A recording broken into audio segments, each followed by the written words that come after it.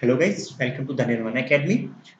तो जैसा कि हम लोगों ने आपसे कहा था कि हम एक 6 से लेकर 12 तक की एनसीईआरटी कवर करेंगे, उसका आज पार्ट 2 हम लेकर आए हैं, जिसमें हम चैप्टर 3 क्लास 6 की बुक का चैप्टर 3 जो है ये आज कवर करेंगे। इससे पहले हमने एक चैप्टर कवर किया हुआ है, अगर आपने वो नहीं देखा तो जाकर वो भी देखिए। और हमने एक यूट्यूब पर एक सीरीज स्टार्ट की है 10 मिनट डेली की, इसमें आपको डेली करंट अफेयर्स, जिसमें वो करंट टॉपिक जो भी होगा उसमें आपको डेली 10 मिनट का एक वीडियो मिल जाएगा पूरा डिस्क्राइब किया हुआ। ठीक है, और हमारे करंट अफेयर्स जो कि एग्जाम की पॉइंट ऑफ व्यू से काफ़ी इंपॉर्टेंट है, आप उसको भी देखना ना भूलिए, आप उसको भी देखिए, जरूर देखिए, जो आपकी एग्जाम के पॉइंट ऑफ व्यू से काफ़ी इंपॉर्टेंट हो सकते हैं। तो चलिए ज़्यादा देर न करते हुए चलते सीधे हम अपनी बुक की तरफ। दोस्तों, अगर आपके पास में एनसीईआरटी है तो आप उसको खोल कर रख लीजिए, और मैंने जो भी अंडरलाइन किया आप हाईलाइट किया है आप उसको अपनी बुक में अंडरलाइन कर लीजिए। अगर आपके पास एनसीईआरटी नहीं है तो डोंट वरी, हम एग्जाम के पॉइंट ऑफ व्यू से एक भी ऐसा पॉइंट मिस नहीं करेंगे, एक भी ऐसी लाइन मिस नहीं करेंगे जो एग्जाम की पॉइंट ऑफ व्यू से इंपॉर्टेंट हो। ठीक है, तो ज़्यादा टाइम वेस्ट ना करते हुए चलिए हम चैप्टर स्टार्ट करते हैं। When railway lines were being laid down for the first time in the Punjab, engineers stumbled upon the site Harappa in present day। आज से दोस्तों लगभग 150 साल पहले की बात है, जब हमारे यहाँ पंजाब में पहली बार रेलवे लाइन बिछाई जा रही थी, तो वहाँ पे जो इंजीनियर लगे हुए थे उनको एक स्थान मिला जिसको हड़प्पा कहा गया, और ये जो है ये इस समय इस पाकिस्तान में है। तो जैसा कि ये हमारा पहला शहर था, ठीक है, other sites for similar buildings were described as Harappa. जो अदर साइट पे बिल्डिंग मिली इसको हड़प्पा कहा गया था। Cities develop about 4700 years ago. ये जो शहर थे ये लगभग आज से 4700 साल पहले के थे। ठीक है, तो चलिए चलते हैं अगले पेज पर। What was the special about this cities. अब इन सिटीज के बारे में, जो शहर थे इसके बारे में स्पेशल क्या था, क्यों इतनी बात की गई इसके बारे में। तो usually the part to the west was similar, smaller but higher. Archaeologists describe this as called citadel. Eastern was a larger but lower. This is called a lower. तो जो शहर ऊंचाई पर बने थे, पूर्वी पश्चिमी हिस्से का जो भाग था इसका, ये ऊंचाई पर बना था, और पूर्वी ऊंचाई पर बना था। ये जो पश्चिमी हिस्सा जो भाग छोटा था लेकिन ये ऊंचाई पर बना हुआ था, और पूर्वी जो हिस्सा था ये बड़ा था लेकिन निचला इलाके में था, मतलब नीचे था, और जो पश्चिमी भाग वाला था ये ऊंचाई पर था, जो पूर्वी भाग वाला था ये नीचे था। तो ऊंचाई वाले भाग को पुरातत्व विभाग ने क्या बोला, आर्कियोलॉजिस्ट ने बोला कि ये सीटाडेल है। सीटाडेल मतलब था नगरदुर्ग। The bricks were laid is in interlocking pattern that made the wall strong. और जो इसकी जब दीवारें थी ये एक इंटरलॉकिंग पैटर्न में थी जो इसको मजबूत बनाती थी। इन सम cities special buildings were constructed on citadel, for example in Mohenjo-daro, a very special tank which archaeologists call the Great Bath। अब कुछ एग्जाम्पल लेते हैं एक सिटीज का, मोहनजोदाड़ो को ले लेते हैं, जहाँ पर एक खास तालाब बनाया गया जिसको आर्कियोलॉजिस्ट ने क्या बोला, विशाल स्नानघर बोला। ठीक है, Kalibanga and Lothal had fire altars where sacrifice may have been performed, and some cities like Mohenjo-daro, Harappa and Lothal had elaborate store। ठीक है, अब कालीबंगा और लोथल जैसे दूसरे जो शहर है यहाँ पर एक यज्ञ अग्निकुंड मिले। अग्निकुंड उसे कहते हैं जहाँ पर यज्ञ किए जाते होंगे। ठीक है, मोहनजोदाड़ो, हड़प्पा और लोथल जैसे कुछ बड़े बड़े भंडार गृह मिले जहाँ पर भंडार करके चीजों को रखा जाता है। चलिए अगले पेज पर चलते हैं हम। हाउस, ट्रेन, स्ट्रीट, मतलब घर, नाली और सड़कें। तो जनरली हाउस पर either 1 or 2 stair high with room built around a courtyard. Most house separate bathing area। ठीक है, आमतौर पर जो यहाँ पर घर थे ये 1 या 2 मंजिल के हुआ करते थे, और घर के जो चारों ओर था आंगन था जिसमें चबूतरे बने हुए थे। जो अधिकांश ज्यादा से ज्यादा घर थे वहां पर एक नहाने के लिए अलग सा स्नान गृह होता था। ठीक है, most of the cities has covered drains, और कई जो नगरों में थे ढके हुए नाले थे। ठीक है, each train had gentle slope on the water could flow, और जो अक्सर घरों की नालियां थी ये ढलानों पर थी जिससे पानी आसानी से बह सके, पानी वहां पर रुके ना। As the drains were covered, inspection holes were provide and intervals to clean them out house intervals to clean them all। the house, train and street were properly planned and built at the same time। ठीक है, अब नाले जो थे ये ढके गए थे, अब उसका पानी एक जगह जाता गया था गड्ढे में जहाँ पर उसको मेन होल कहते थे। अब इनके जरिए मेन होल के जरिए जगह जगह पर मेन होल बनाए गए थे। इसके जरिए क्या होता था, इसकी जगह देखभाल की जा सकती थी, सफाई की जा सकती थी। हर नाले और सड़क जो थे हम अपन यहाँ पर मोहनजोदाड़ो में, इसको एक मतलब प्लान की तरह से पूरा रखा गया था कि कैसे एक काम किया जाता था। एक निर्माण जो था, पूरी प्लांट था ये, उस तरीके से किया जाता था। तो अगला लाइफ इन द सिटी। अब यहाँ का जो शहरी जीवन था या शहरी जीवन यहाँ का कैसा था, तो Harappa city was a very busy place. जो हड़प्पा था ये काफ़ी बिजी था।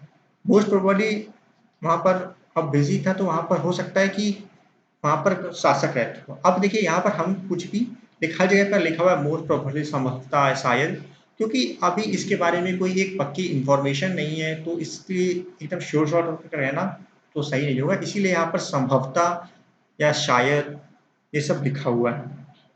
ठीक है, they may have kept the most valuable objects such as the ornaments of gold and silver of beautiful beads for themselves, and there were scribe people who knew how to read, who helped prepare the seals and frames, who wrote on the materials. They have not survived.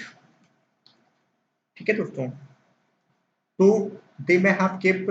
अब हो सकता है कि इनके पास में शासक बहुत ही, जो शासक लोग थे यहाँ पे, वो अपने पास ही बहुत ही खूबसूरत आभूषण रखते हों, जैसे वो चांदी के, सोने के।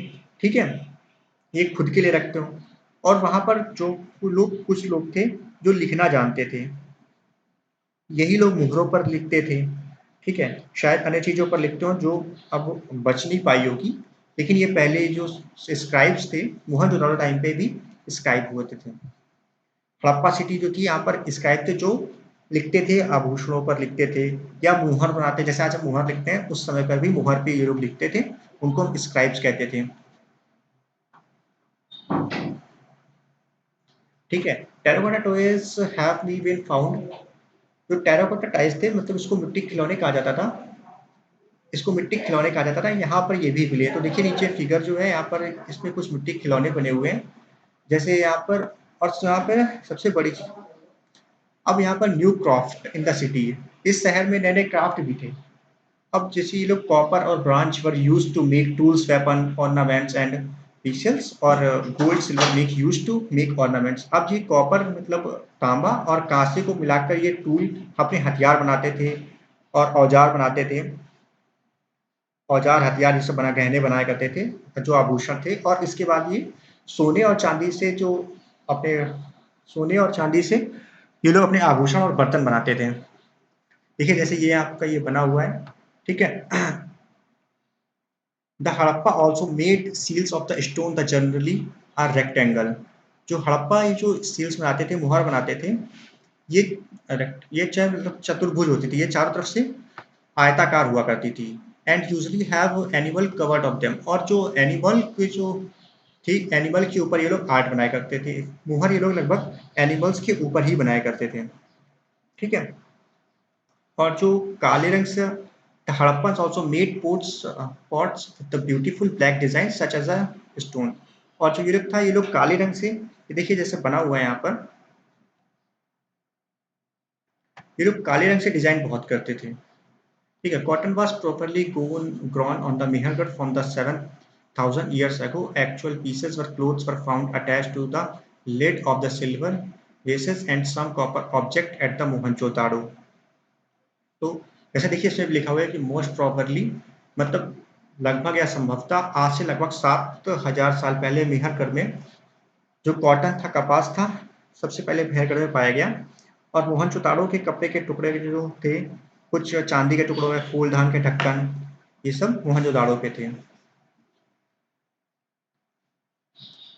तो इस पेज में ऐसा कुछ है नहीं, बस ये लास्ट में the Harappan properly got copper from the present day. जो ऐसा माना जाता है कि जो हड़प्पा में जो तांबा पाया जाता था, ये इस समय राजस्थान और ओमान से मंगाया जाता होगा।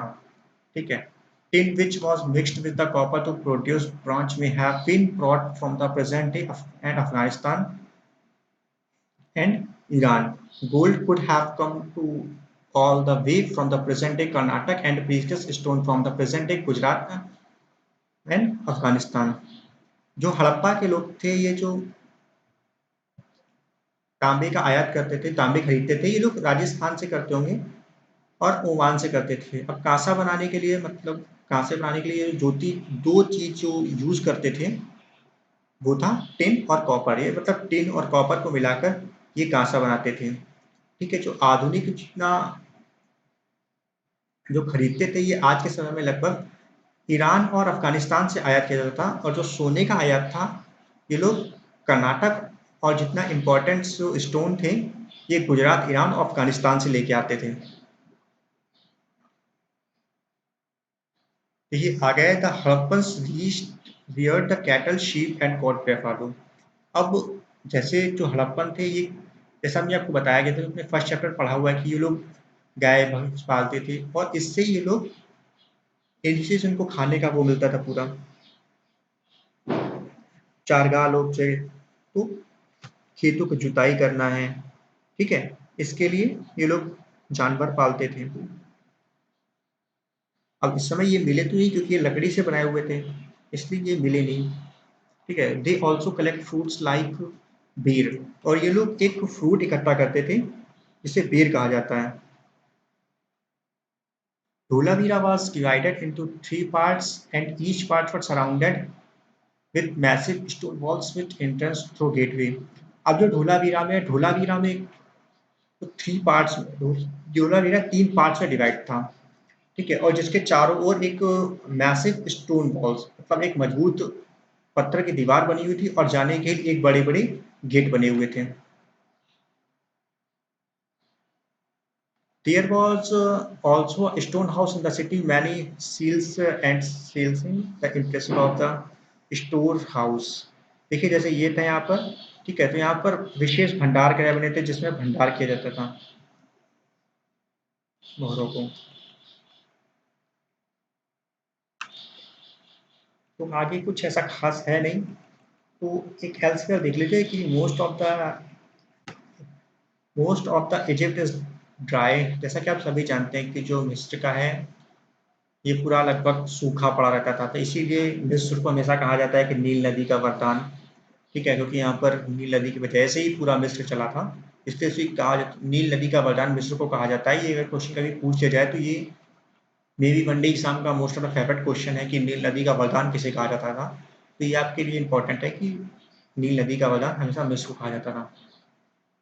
ठीक है, when they died the bodies of the king were preserve. जब शासकों की जो मृत्यु हो जाती थी, ठीक, तब वो उनकी जो शरीर थे, पार्थिव शरीर, उसको संभाल कर रखते थे।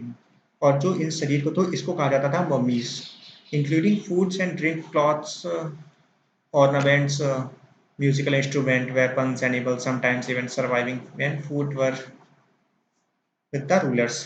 तो जैसे कि जानते हैं कि उस समय के लोग बहुत ही, मतलब मानते थे कि मरने के बाद भी जीवन होता है, तो वो उनके साथ में खाने का सामान रखते थे, पीने का पानी रखते थे, कपड़े रखते थे, उनके आभूषण रखते थे, और उनके जो म्यूजिक बजाने का इंस्ट्रूमेंट होते हैं वो रखते थे। कभी कभी तो उनके प्रिय जो, मतलब हथियार होते थे और जानवर वो रखते थे।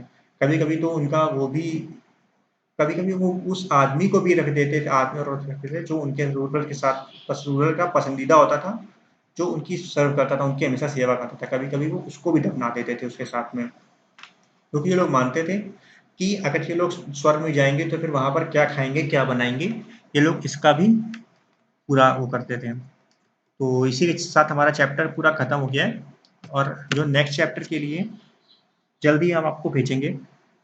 अगला चैप्टर हम जल्दी कवर करेंगे हिस्ट्री का। अगर आपको कोई भी समझ होता है तो आप हमारे डिस्क्रिप्शन बॉक्स में किसी प्रकार अदर्स नोट्स चाहिए यूपीएससी से रिलेटेड, तो आप हमारे डिस्क्रिप्शन बॉक्स में जाकर टेलीग्राम पर लिंक दिया हुआ है, आप वहाँ पर जाकर चेक कर सकते हैं। वहाँ पर आपको सभी प्रकार के नोट्स मिल जाएंगे। अगर आपको वीडियो पसंद आया हो तो ज़्यादा से ज़्यादा वीडियो को लाइक करें, शेयर करें, सब्सक्राइब करें, और हमारा जो डेली 10 मिनट का है ये देखना ना भूलें। 10 मिनट डेली का जो वीडियो है, किसी भी करंट टॉपिक पर उसको डिस्क्राइब करते हैं, इससे आपकी नॉलेज काफ़ी ज़्यादा बढ़ेगी और आपको मेंस के लिए बहुत ही इंपॉर्टेंट रोल प्ले करेगी ये। तो आप उसको देखना ना भूलें और हमारी करंट अफेयर्स को ज़रूर देखें। तो चलिए, इसी के साथ आज का वीडियो खत्म होता है। जय हिंद।